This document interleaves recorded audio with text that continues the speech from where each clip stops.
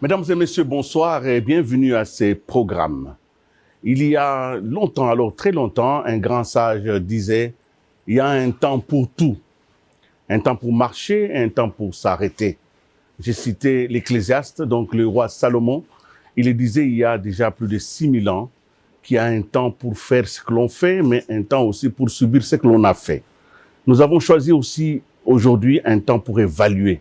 Parce qu'il y a eu un temps d'action, maintenant nous avons le droit d'évaluer. Nous allons évaluer quoi? Nous allons évaluer un phénomène.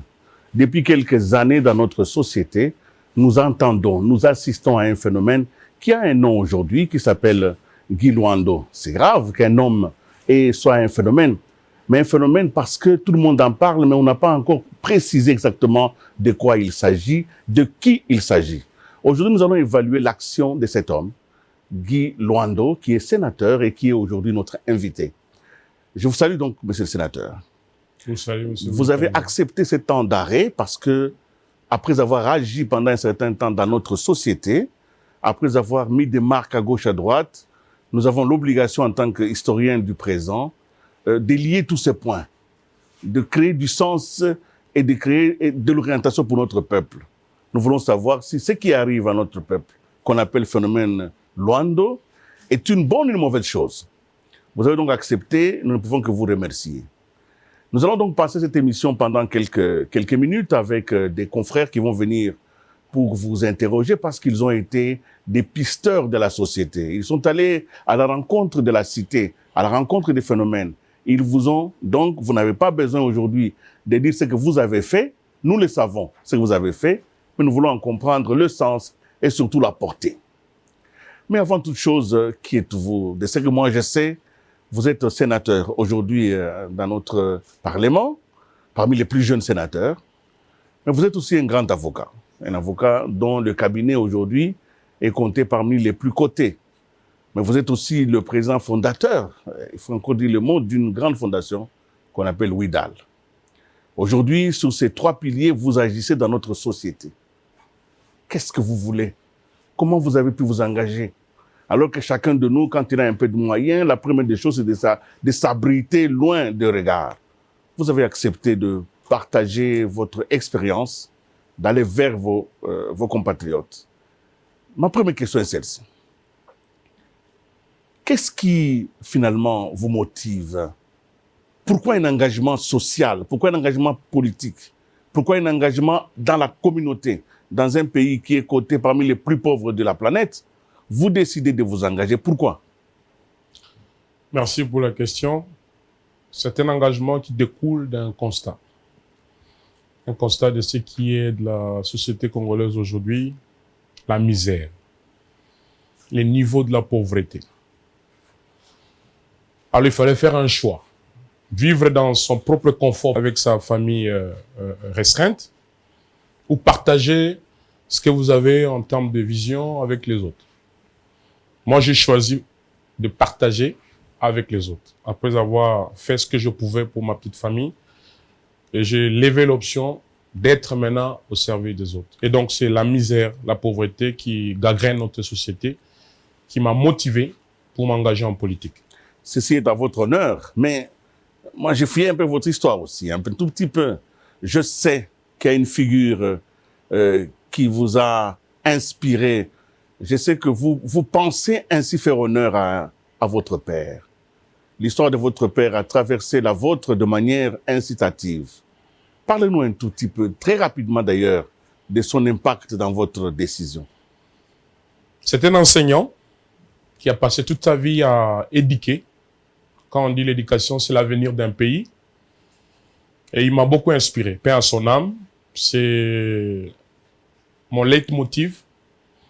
Je me vois dans l'obligatoriété de défendre son image et je suis dans cette perspective-là de Papa Pierre-Mboyo Luando. Il m'a beaucoup inspiré parce que je le voyais. Chez nous à la maison, on ne mangeait jamais seul. Sur la table, il y avait des multitudes de personnes. Il aimait bien manger avec les autres. Il aimait bien partager sa vie avec les autres. Et donc, c'est vrai, vous avez bien fait vos recherches. Mon père, c'est parmi les personnes qui me motivent à faire ce que je suis en train de faire aujourd'hui. Nous allons donc appeler la première personne qui va venir discuter avec vous, tout en précisant à nos téléspectateurs que ce programme va s'articuler effectivement autour de la Fondation Ouidal, mais autour aussi de la carrière prometteuse du sénateur en tant qu'élu de la nation, mais aussi et surtout aussi en tant qu'avocat, parce que c'est vrai que les avocats ne font pas de la publicité, mais le domaine que vous avez touché des mandataires en mine est un domaine important. Alors je voudrais appeler Madame Élisée Odia. Élisée Odia, je vous en prie. Vous prenez votre micro, Élisée. Bonsoir. Bonsoir. Merci. Élisée Odia est de Congo Web, télévision. Alors, vous avez quelques questions à poser au sénateur. Déjà, bonjour sénateur. C'est pas la première fois, on a eu à faire plusieurs interviews. Mais aujourd'hui, ça fait un peu plus de quelques mois maintenant qu'aujourd'hui, votre nom, votre fondation est associée non seulement à vos actions, mais également à une polémique. Alors, parlez-nous alors de la signification de votre logo. Ça veut dire quoi, ce logo-là? Ça signifie quoi pour Ouidal Fondation? Alors, réellement, en 2018, j'avais organisé un tournoi en mémoire de mon fait papa. Et je voulais quelque chose qui rassemblait le monde entier, toutes les nations. Donc, l'idée essentielle, si vous voulez que je vous parle de la charte graphique, c'est ça les mots techniques des logos. Chaque mot dans un logo a une signification, que ce soit au niveau des lettres, que ce soit au niveau de la forme de l'image qu'on représente. Donc, j'en suis le fondement. Même pour aller à déterminer le mot Ouidal, c'est toute une inspiration. Ouidal, c'est l'ensemble des mots de mes enfants. Donc, il n'y a que moi qui connais bien ce qu'il y a autour de la Fondation Ouidal. C'est moi qui ai baptisé la Fondation Ouidal. J'aurais pu mettre Fondation Guy Luando Mboyo. Je n'ai pas voulu me mettre en avant parce que c'était une vision nationale, planétaire autour de la question. Et je voulais un logo qui est représentatif de ma vision. De parler déjà de l'origine du logo, mais on va parler de l'origine financière. La question est toujours revenue à chaque reprise. Avant de commencer cette émission, un grand frère nous disait ceux qui sont générés deviennent suspects. J'aurais bien voulu, quand j'ai galéré à l'INIKIN, que les mêmes personnes soient là. Quand j'allais aller à l'université en Babouche, j'aurais bien voulu avoir les mêmes personnes au fond de moi. Il faut être honnête par rapport à son histoire. Quand je faisais les pieds de la ville jusqu'à l'INIKIN, j'aurais bien voulu voir tout ce monde-là. Malheureusement, ils n'ont pas été là. Non, je ne veux pas me justifier pour dire d'où vient l'argent. C'est pas ça le but. Le but, c'est que, est-ce que la population de la Tchouapa est contente d'avoir ces bâtiments ou pas? Oui, ils sont contents. Pour moi, le but est atteint, le reste, c'est derrière moi. Je ne me substitue pas à l'État congolais. Moi, je fais ma part. Vous savez, j'annonce toujours la fameuse théorie du colibri. Je ne sais pas si vous en savez certainement. Vous êtes une journaliste assez respectueuse. La légende dit qu'il y avait du feu dans la forêt. Tous les animaux ont disparu. Et le colibri a dit, écoute, je ne veux pas assister à ce scénario où le feu est en train de dévaster la forêt. Il est allé puiser sa petite goutte d'eau. Et quand il revient avec la petite goutte d'eau, un des animaux de la forêt dit, mais arrêtez ça, colibri, vous exagérez ça. Vous pensez qu'avec cette goutte d'eau, vous pouvez atteindre le gros feu qu'il y a dans cette forêt. Ce que le colibri a dit, moi, je fais ma part. Donc, ce que nous essayons de faire, Luando Mboyo Guy fait sa part. Que chacun fasse sa part pour le développement du Congo. Sauf que là, il n'y a pas qu'une goutte d'eau que vous ramenez, c'est carrément un seau d'eau, un bassin que vous avez ramené. Ça fait des années, là je reviens sur l'Assemblée provinciale de la Tchouapa, quelque chose qui ne s'est jamais fait depuis l'époque de la Deuxième République. Il y a le stade qui est en construction, sans compter tout ce que vous faites là. Il y a de quoi se dire, on ne peut pas comprendre. Mais vous savez, le Congo, il y a le Sénaref, il y a toutes les structures étatiques qui enquêtent. Nous, on se reproche de rien. Nos comptes sont publics. On repart de l'Assemblée provinciale de la Tchouapa. Certaines langues affirment que ça n'a pas été fait avec votre argent. Donc, 1 million, c'est faux. Vous avez plutôt bénéficié d'un marché. Vous êtes journaliste, il faut aller voir le VPM. Mais on vous avoue, vous pouvez expliquer qu'est-ce qui s'est passé? Je ne me justifierai jamais. Je ne vais pas me lancer dans... C'est juste expliquer, pas se justifier. Comment ça s'est passé? Je l'ai dit dans un cadre officiel de l'inauguration que ce bâtiment a été construit sur fonds propres de la Fondation. Maintenant, si quelqu'un estime qu'il y a des fonds qui sont sortis du trésor public, madame, vous êtes journaliste d'investigation, allez interviewer le VPM infrastructure, allez interviewer le VPM budget, allez interviewer le ministre des Finances, Célé, qui vous dit si dans le budget d'investissement pour l'année 2020, s'il y aurait eu des fonds qui sont sortis pour construire les bâtiments. En ce que je sache, c'est faux et archi-faux. C'est de mauvaises langues, il ne faut pas nous décourager. Nous allons remercier notre consoeur qui a eu sa part dans ce combat de La communication, vous devez vous rendre compte, messieurs les sénateurs, que il n'est pas facile de faire le bien. Hein. Le bien, c'est une épreuve difficile, parce que le bien est confronté aux préjugés. Et Dieu merci, Élisée Odia a ramassé l'ensemble des préjugés sur l'action que vous avez menée à la Tchouapa. Pour nos téléspectateurs, évidemment, la Fondation Ouidal a réhabilité, si pas construire, les bâtiments qui abritent aujourd'hui l'Assemblée provinciale de cette province, qui n'en avait vraiment pas. C'est pour ça que ça irrite, parce que dans un pays, ça irrite qui? Ceux qui devaient le faire, qui ne l'ont pas fait. Ça irrite qui? Les 60 ans d'indépendance pour une province qui aurait pu en bénéficier. Alors nous allons continuer ce voyage autour de vous, ce voyage autour de l'action que vous menez, mais je pose une question et j'appelle déjà Mimi Ngumba de venir prendre place. Je reviens un peu à votre fonction de sénateur. Vous êtes sénateur aujourd'hui dans un Sénat, quand même, où la plupart des membres sont déjà très avancés en âge. Vous êtes comme relativement jeune, ce n'est pas ici pour en parler. On est plus jeune quand on fait les choses que vous faites vous. Hein. Vous avez dépassé déjà ces cadres-là. Mais je pose comme la question, pourquoi le Sénat? Pourquoi vous avez choisi d'aller au Sénat?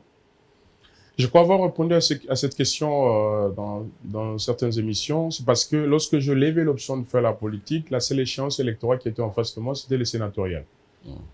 Et donc, c'était les seules échéances qui étaient en face de moi et je me suis lancé. Mais je ne le regrette pas. Donc, vous aviez pris l'inspiration un peu en retard? Je ne sais pas, mais je pense que c'était le bon moment. Et le début de ma carrière politique a commencé au Sénat. Vous savez, le Sénat, si vous le savez très bien, il y a des anciens premiers ministres, il y a des anciens généraux. Vous êtes entouré de la crème de crème. La crème de crème où c'est mieux d'apprendre.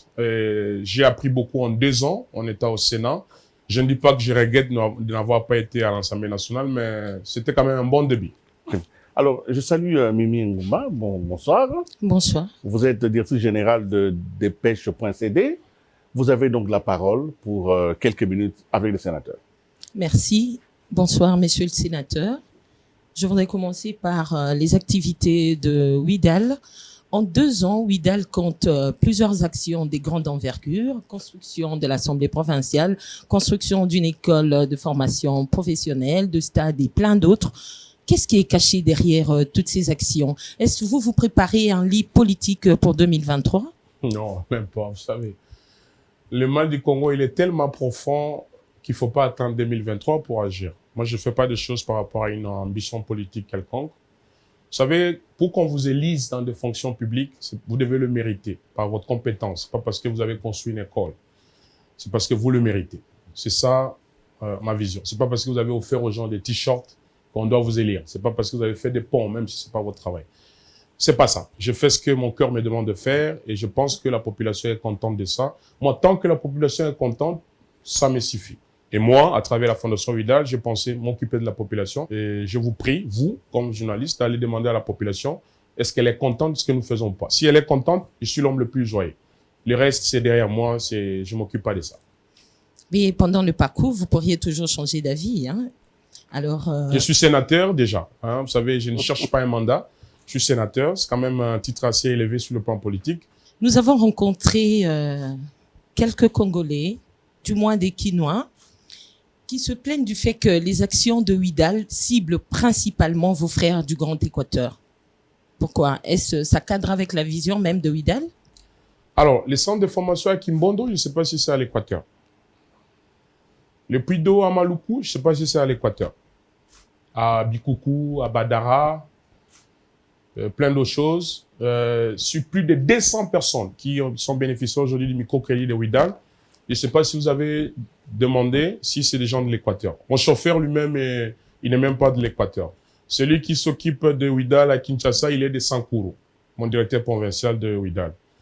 Mon garde du corps, il est du Kasaï, il n'est même pas du Grand Équateur. Non, c'est juste des tracteurs qui disent des choses qui ne sont pas correctes. Nous essayons de toucher le maximum. Et la ville-province de Kinshasa qui est cosmopolite, je ne pense pas qu'il y a que le Grand Équateur. C'est faux et archi-faux. Mais vous avez quand même des électeurs dans la Tchouapa. C'est quand même chez vous là-bas. Vous n'allez pas dire que vous avez une différente sensibilité par rapport aux autres. Là, vous avez une certaine obligation, non? Je- Vous avez quand même un regard un peu plus précis à la Tchapa, quand même. Vous savez, mon travail comme sénateur ne se limite pas à faire des actions au profit de la population. Ça, c'est le rôle de l'exécutif. Comme sénateur, ce que la population de la Tchapa qui m'a choisi comme sénateur attend de moi, c'est mon action parlementaire. Vous savez, nous allons peut-être y revenir. J'ai eu toute une initiative législative en ce moment en pipe. J'ai initié une proposition de loi sur la recherche scientifique. J'ai été avec mes collègues parlementaires voir le Premier ministre. J'essaie de faire des enquêtes parlementaires pour convier les membres de l'exécutif au sein du Sénat pour leur parler de ce qui se passe à la Tchapa, nos problèmes. Ça, c'est le travail que la population attend de moi. Ils n'attendent pas de moi de construire des écoles ou faire. Ce que je fais dans le cadre de la Fondation, il ne faut pas confondre ça dans mon action comme sénateur. Comme sénateur, c'est mon rôle de parlementaire pour contrôler l'exécutif. Ouidal, c'est l'expression de l'amour de quelqu'un pour son peuple qui n'a rien à voir avec mon action politique comme sénateur. Justement, comme sénateur, sur quel sujet vous êtes réellement préoccupé? Quelles sont vos grandes réflexions? Vous savez, c'est une très bonne question. C'est pas un Congo de trop de théories. Le Congo d'aujourd'hui, c'est un Congo d'action. Ça veut dire, vous allez à Kisenso, vous posez la question à la population de Kisenso, qu'est-ce qu'il y a ici comme problème? On va vous dire, il y a des moustiques, il y a des caniveaux, il faut agir. Le Congo d'aujourd'hui, c'est un Congo d'action, pas un Congo de théorie. Et donc, mon action politique se concentre sur l'action. Voilà. Je ne vais pas rester dans des théories, des sciences politiques, des droits constitutionnels, des juridismes constitutionnels. Non. Moi, ma priorité, c'est agir pour le Congo parce que la situation est quand même catastrophique. Agir pour le Congo, est-ce que la configuration actuelle du Sénat vous met à l'aise? La composition du bureau et même des membres qui le composent? C'est un grand temple de la démocratie. C'est l'endroit où... vous savez, quand vous êtes au Sénat, vous ne savez même pas qu'il y a la majorité et l'opposition. Les gens sont à l'aise. Un grand temple de la démocratie au Sénat. Nous prenons évidemment la dernière question. Je reviens sur la loi sur la recherche scientifique. C'est vrai que notre pays est déconnecté, les scientifiques font des recherches, les savants sont dans leur monde fermé, la société ne vit pas connectée au savoir. Quel est finalement l'objectif de cette loi? Parlez-nous un peu de cette loi-là. Si vous la proposez, vous voudrez quoi exactement? Alors, ce que je voudrais, c'est que je suis parti d'un constat de la Covid. Vous savez, il y a eu ici X, des spécialistes qui sont sortis un peu à gauche, à droite, et ils ne sont pas accompagnés. Tous les scientifiques, il n'y a pas un budget national affecté à la recherche scientifique. Vous savez, la recherche, ça nous permet de préparer l'avenir, de faire face à des éventualités. Alors, j'ai estimé il faut qu'il y ait un organe qui accompagne, vous savez, toute la recherche dans tous les secteurs des numériques. Vous savez, il y a des incubateurs, des gens qui créent des applications. Vous savez, la grande polémique aujourd'hui qui a eu lieu dans le cadre de la Covid, ou non, voilà le vrai médicament pour traiter la Covid. Mais c'était un peu dans tous les sens. J'estime qu'il faut qu'il y ait une loi où l'État s'engage sur cette voie pour affecter les ressources nécessaires pour la recherche scientifique dans tous les secteurs de la vie. Ça veut dire qu'aujourd'hui, on doit projeter dans 5 ans en termes démographiques. Le Congo, on ne sera pas comme on est aujourd'hui. Lorsqu'on sera à 100 millions, que deviendra sur le plan urbanistique? Il faut qu'il y ait des gens qui réfléchissent. La ville de Kinshasa, dans 10 ans, 20 ans.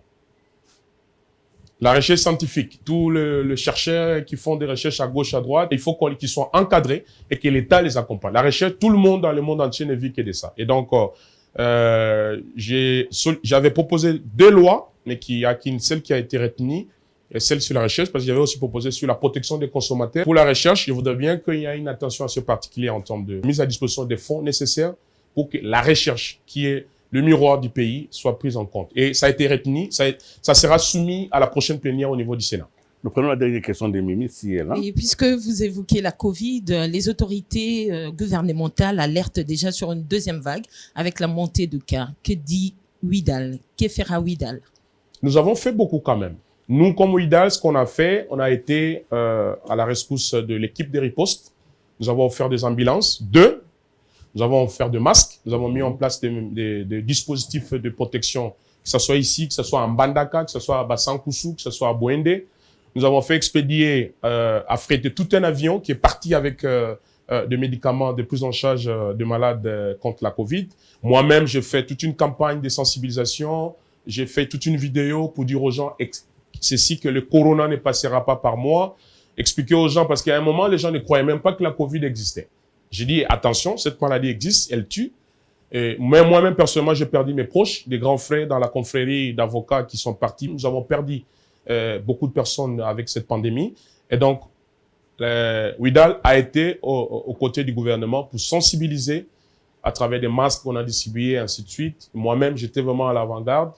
J'ai fait des puits d'eau, parce qu'on a dit qu'il faut laver les mains, mais il n'y a pas d'eau. Et donc, nous avons fait des forages à Lemba, à Maluku, un peu partout. Il y a dans la ville, on a plus d'une dizaine de puits d'eau. Et donc, on a fait, encore une fois, avec la théorie des colibris, c'est que nous, on peut faire. Et chacun doit faire sa part. Merci, Mimi Ngumba. Merci beaucoup. Nous continuons avec vous, monsieur le sénateur. Évidemment, dans votre casquette, vous avez une casquette relativement, dont on ne parle pas beaucoup, hein. Vous êtes avocat, certes, mais vous êtes aussi mandataire en mine. Nous sommes un pays dont l'économie est construite sur l'exploitation des ressources naturelles. Et dans ce secteur, je sais que vous avez une certaine réflexion. Aujourd'hui, nous nous rendons bien compte que malgré la révision du code minier, malgré l'arrivée des multinationales, le pays ne semble pas décoller sur base de ces mines et de ces ressources naturelles. C'est vous, en tant que mandataire en mine, qui aidez finalement les opérateurs à accéder à des droits miniers. En tant que sénateur d'abord, et puis en tant que mandataire en mine, quelle est votre approche de la question des ressources naturelles? Le Congo, son avenir ne se résume pas aux ressources naturelles. Il faut penser au-delà de ça. Au-delà du sous-sol, il faut penser au sol. Moi, je crois au sol congolais. Plutôt qu'au sous-sol. Oui, parce que les sous-sols renferment des ressources qui sont épuisables. Ça finira un jour. Le scandale géologique, un jour, ça n'existera pas. Moi, je crois plutôt au sol qu'au sous-sol. Évidemment, la loi de 2018, qui a été, vous savez, oui, qui a révisé la loi, les codes miniers de 2002. La loi n'a jamais été parfaite. Le problème, c'est au niveau de l'applicabilité.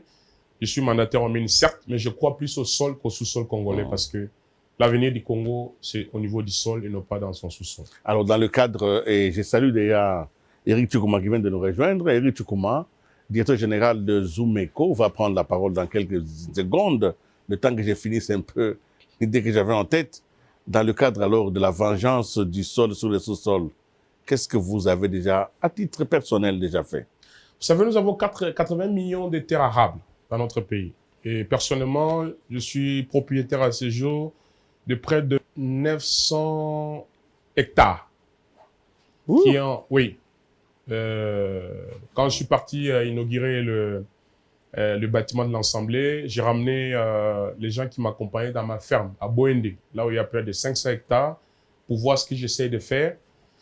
Il y a le bateau WIDAL, MB WIDAL, qui va naviguer très bientôt pour aller prendre la production agricole que je fais déjà de maïs, du piment, de feuilles de manioc pour ramener ça à Kinshasa. Donc ça, c'est ce que j'essaie de faire. Toujours comme un colibri. Comme un colibri. Alors, bonjour Eric Tchoukouma. Bonjour Willy. Vous avez un micro déjà avec vous? Oui. Ok, je vous en prie. Alors, vous avez maintenant la parole pour poser des questions à notre invité. Et quelques minutes, c'est parce que cette émission, aussi belle qu'elle soit, mais relativement courte. Merci beaucoup. Sénateur Guy Luando, récemment, vous avez été intronisé grand léopard de la province de la Chuapa. J'espère que je le prononce bien. Et jusqu'à preuve du contraire, on dit de vous que vous voulez contrôler à tout prix le leadership de l'Équateur, du Grand Équateur. Qu'est-ce que vous en dites? C'est pas dans mes prétentions. Vous savez, le leadership, j'ai animé déjà des conférences là-dessus. Ça se décrète pas, ça s'achète pas, ça s'improvise pas. C'est quelque chose qui est naturel. Si aujourd'hui, le Grand Équateur reconnaît en Guy Luando une vision éclairée de ce que je pense de mon espace, parce que j'estime que l'Équateur ne mérite pas ce qu'il est aujourd'hui. Vous savez, vous ne connaissez peut-être pas les Grands Équateurs, les niveaux de la souffrance qu'il y a dans les Grands Équateurs. La misère, les écoles n'existaient presque pas, il n'y a pas d'hôpitaux. Non, l'Équateur mérite mieux. Et moi, j'essaye de faire ce que je peux faire. En solo, vous n'associez pas les autres. Pourquoi ne pas sensibiliser les autres pour aller ensemble dans une dynamique C'est ce que je fais, cher Eric. Je le fais. Je suis en très bon terme avec tous mes aînés du Grand Équateur. que vous connaissez certainement, pour qu'on réfléchisse, parce que j'estime que faire de la politique, c'est pas pour nous-mêmes, c'est pour la population. Je les sensibilise et ils partagent tous la même vision que moi. Et donc, je ne prétends pas être un grand leader du Grand Équateur. Ce n'est même pas dans mes idées. S'il faut demander à la population, moi, je fais toujours ma part. Mais Voilà. cette population-là veut savoir jusqu'où irez-vous. Là où Dieu m'amènera. Là où mon destin va m'amener. Je retiens quelques mots que vous avez prononcés depuis les débuts de cette émission. La misère, le mal profond de la République démocratique du Congo, et puis l'expression de l'amour que vous avez envers vos compatriotes. Ce sont là, en fait, le principal motivation de vos actions. Et ça vous inspire au point même de vous lancer à écrire un livre que vous avez annoncé récemment avec le titre « Le Congo d'après entre l'action transformatrice et l'inanition autodestructrice dans un Congo sexagénaire post-coronavirus ». Quelles sont en fait les motivations du choix de cette thématique aussi importante, vitale pour la République démocratique du Congo dans ces contextes aussi précaires? Alors, tout est parti d'une réflexion. Vous savez, j'avais publié une tribune pendant la Covid-19, mais ça m'a beaucoup fait réfléchir. Je ne l'ai peut-être pas dit quand Mme Mimi Ngumba m'a posé la question de ma contribution dans le cadre de la gestion de la Covid, mais il y a une tribune, donc une contribution scientifique. Mais j'ai dit, au-delà de cette tribune, il fallait quand même écrire quelque chose. Je suis parti d'un constat, sur tous les plans. La panique que nous avons eue ici avec vous, vous savez, la commune de la Gombe a été confinée, il n'y avait pas de masques. L'Occident a fermé ses frontières. Vous savez, on n'a pas d'industrie de fabrication de masques ici. J'ai dit, mais tiens, sur le plan économique, le marché local était en paralysie. Vous savez, la ministre de l'économie avait pris un certain nombre de mesures. Mais j'ai dit, mais pourquoi on n'est pas contribué? Parce que, vous savez, ce n'est pas la seule publication qui a eu lieu autour de la gestion de la Covid. Mais j'ai dit, je vais, encore une fois, comme le petit colibri. Donc, vous avez meublé votre temps. Oui, j'ai écrit cet essai qui a 8 chapitres, dont le premier porte sur la problématique de la santé publique, pour moi, qui est extrêmement importante parce que, vous savez, je vous donne un cas pratique. Dans tous les grands Équateurs, parce qu'on me qualifie d'être trop sectoriel, mais c'est les seuls espaces que je connais que je peux en parler.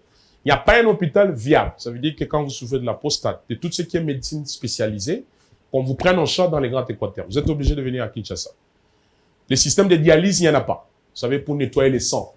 Si vous êtes atteint du cancer, ça n'existe pas. Mais c'est pas normal en plein 21e siècle.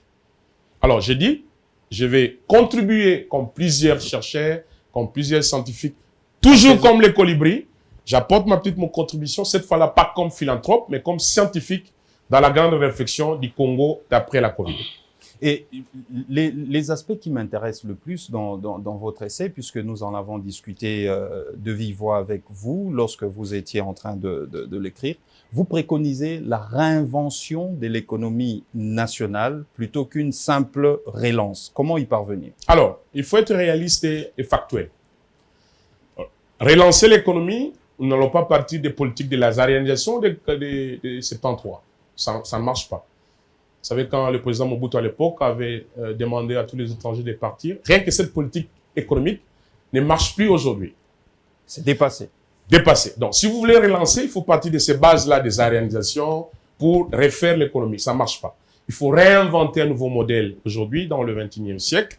Donc, j'essaie d'être réaliste et factuel. Parce que le Congo d'aujourd'hui, sur le plan économique, c'est tout un modèle qu'il faut réinventer, où il n'y a pas un marché local qui existe, où le secteur informel n'est pas pris en compte. Vous savez, le secteur informel, c'est un secteur qui prend en compte à peu près 70%. Absolument, absolument. Les systèmes financiers dans notre pays, vous savez, l'accès au crédit, ça pose un sérieux problème dans le pays. Les taux d'intérêt, il est à 12-14%.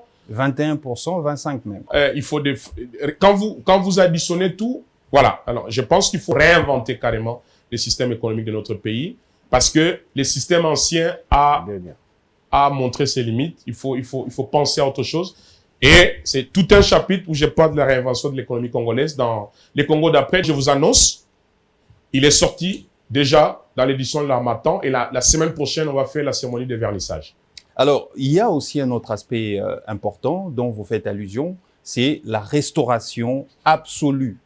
Je précise bien absolue de la bonne gouvernance. Ça, c'est vrai que vous avez lu l'ouvrage quand même. Justement, puisque on en a parlé avec vous, la restauration absolue de la bonne gouvernance, ça passe par quoi essentiellement? Les mesures que vous avez préconisées pour que le Congolais, pour que la classe politique, pour que les gouvernants aujourd'hui, à tous les échelons du pays, puissent s'en approprier et voir comment est-ce qu'on peut changer. Alors, les finances publiques, c'est un tableau qui est simple. Vous avez d'une part les recettes et d'autre part les dépenses. Ça doit passer par comment on doit mobiliser les recettes publiques. Évidemment, il y a les recettes fiscales, les recettes non fiscales, qu'on appelle la parafiscalité, mais ça ne peut pas s'arrêter là. Il faut aller ailleurs. Et dans l'ouvrage, j'ai proposé une agence stratégique qui va accompagner l'État, parce que vous savez, tous les États du monde s'endettent. Hein? S'endetter, ce n'est pas un secret. Mais pour s'endetter, vous devez inspirer confiance. Est-ce que notre pays aujourd'hui peut aller dans les milieux boursiers pour mobiliser les fonds ou pas? Et je préconise toute une agence qui va régorger des anciens banquiers, des anciens traders. On en a des Congolais extrêmement compétents qui maîtrisent les marchés financiers internationaux, pour que l'État congolais, en dehors de l'impôt et des taxes, des redevances, que l'État aille dans le milieu financier international pour lever des fonds. Mais, attention, il faut inspirer confiance. Ça, c'est au niveau des dépenses. C'est-à-dire, ces fonds que vous mobilisez, comment vous les dépensez? Il faut tout un système de gestion fiable. Il faut qu'il y ait vraiment une certaine sincérité dans la gestion des finances publiques, dans la bonne gouvernance. La bonne gouvernance, ça signifie accepter que vous soyez contrôlé. Vous savez, dans notre pays, ça pose un problème. L'IGF essaye de faire l'inspection générale des finances aujourd'hui.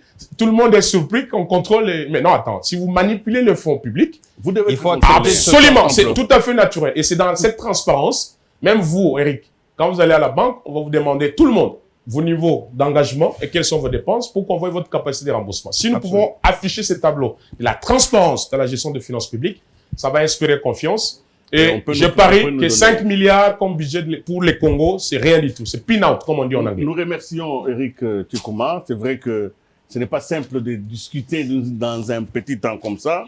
Mais en tout cas, nous allons vraiment vers la fin de cette émission.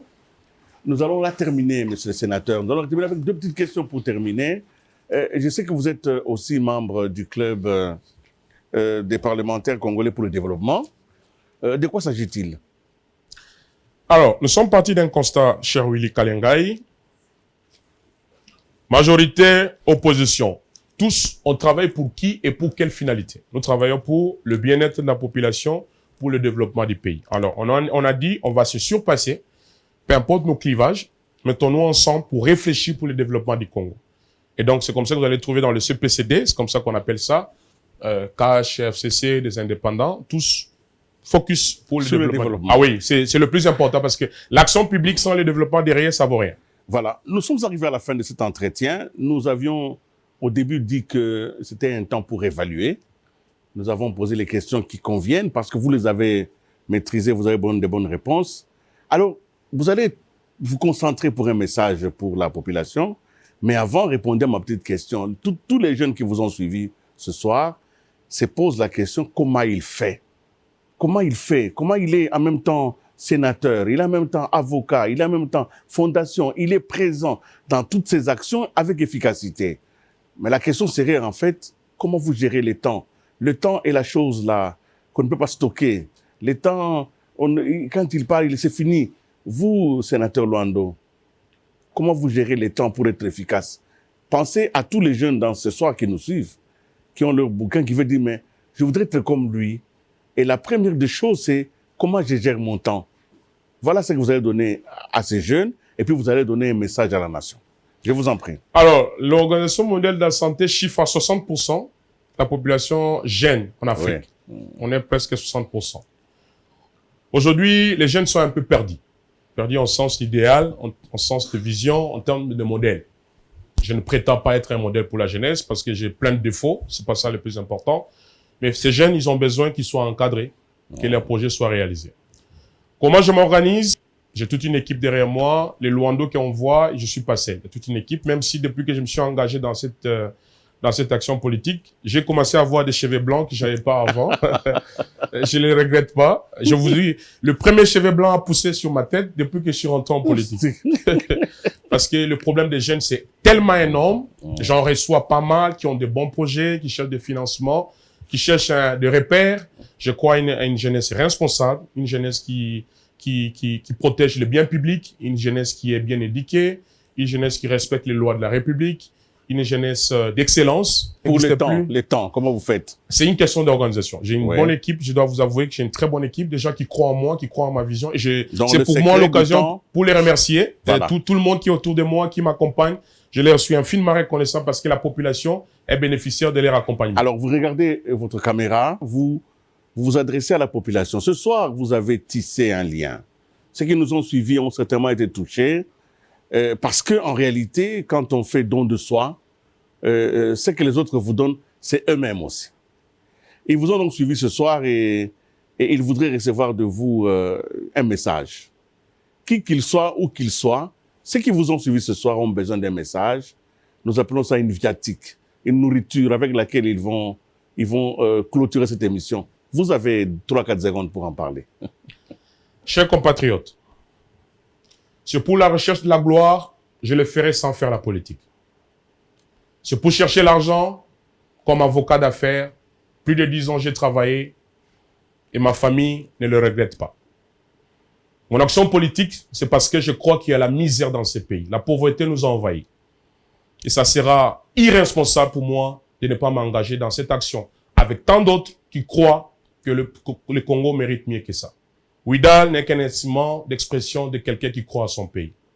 Je serai toujours là pour vous, comme sénateur, comme avocat, comme philanthrope, pour servir mon pays. Je ferai toujours ma part et personne ne me découragera. Peu importe les mauvaises campagnes, je serai toujours là pour vous, peuple congolais. Luando est à vous et il sera toujours là à vos côtés parce que votre souffrance, c'est ma souffrance. Merci, monsieur le sénateur. Merci à vous, amis téléspectateurs. Nous l'avons dit au début, il y a un temps pour tout, un temps pour agir, un temps pour évaluer, mais il y a un temps aussi pour apprécier. Nous apprécions donc ce message qui vous est lancé aujourd'hui et nous disons destin signalé, vie consacrée. Sénateur Luando, merci de votre participation. C'est un honneur. Merci aussi à vous qui nous avez suivis ce soir. Si vous avez aimé, nous sommes très heureux. Si vous n'avez pas aimé, nous apprendrons demain à nous corriger.